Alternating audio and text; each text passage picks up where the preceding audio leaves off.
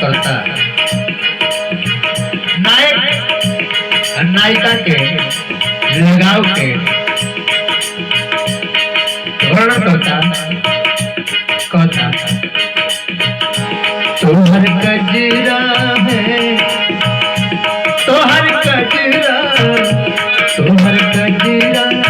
बड़ी चटकदार पागल दीवाना बनावे सजनी हमार तोहर कजरा है तोहर कजरा बड़ी चटकदार पागल दीवाना बनावे सजनी हमार तोहर कजरा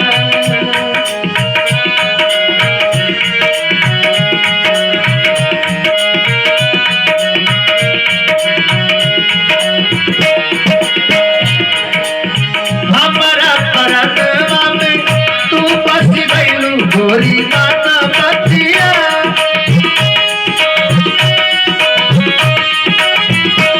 हमारा परनामा में तू बस गईलू गोरी माता बतिया ऐसा बुझाता गोरी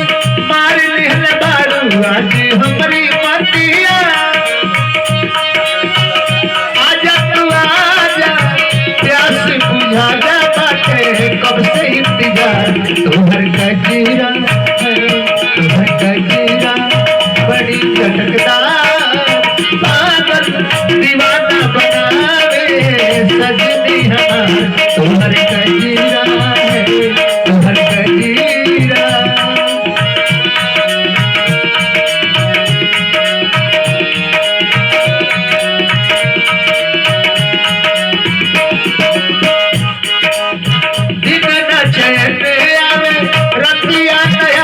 गोरी हमरा बेटिया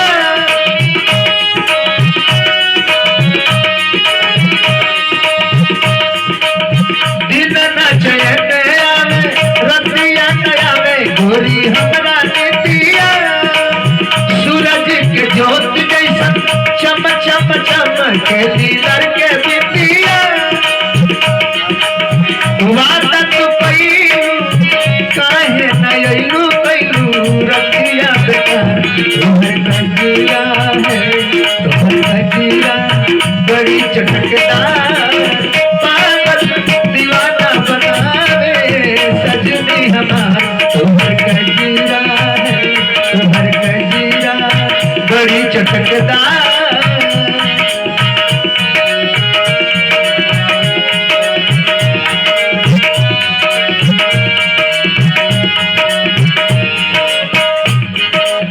मोर धन का बतावे दिलवा के तार गोरी तोहर कंगना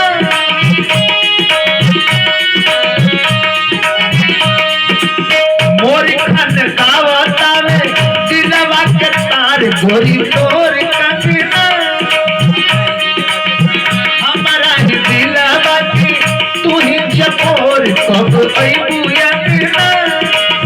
चारों ओर जाई न पाई भइले दिल बेकरार तोहर कजरा है तोहर कजरा बड़ी चटकदार पागल दीवाना बनावे सजनी हमार तोहर कजरा है तोहर कजरा बड़ी चटकदार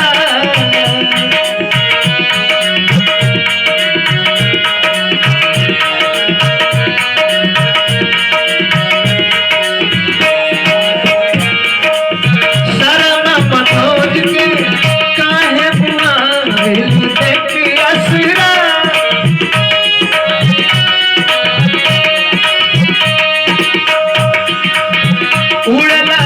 बहला बहार लेके उड़ेला गोरी तोहार अचरा